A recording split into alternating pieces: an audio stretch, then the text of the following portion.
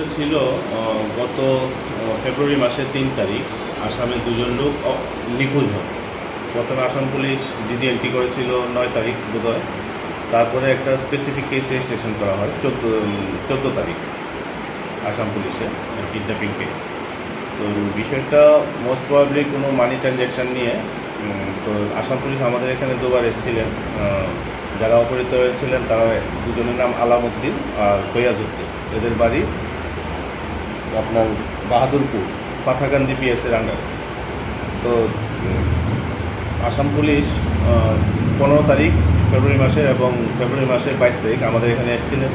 আমরা একসঙ্গে joint red করেছিলাম দুবার। তার আগেও আমাদের পুলিশ অফিসার এবং স্টাফ সাসপেক্টেড প্লেসেস যেটা কালাপানিয়াতে ছিল ওখানে অনেকবার রেড করা হয়েছে, কিন্তু এদেরকে পাওয়া যায়। কালাপানিয়ার কিছু লোকের নাম তথ্যে উঠে এসেছিল, কিন্তু তাদের সবাই অ্যাবসকন্ডিং হিসাবেই ছিল।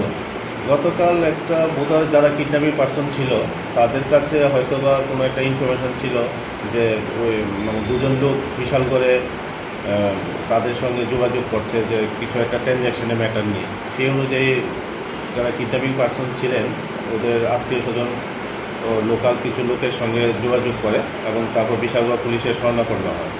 তো সাবসিকুয়েন্টলি আমাদের অথরিটির ডাইরেকশনে বিশালগড় থানার পুলিশ দুজনকে আটক করে। একজন হচ্ছে রিপন মিয়া, বাড়ি শ্রীমন্তপুর, আর একজন মানিক মিয়া, বাড়ি কালাপানিয়াতে।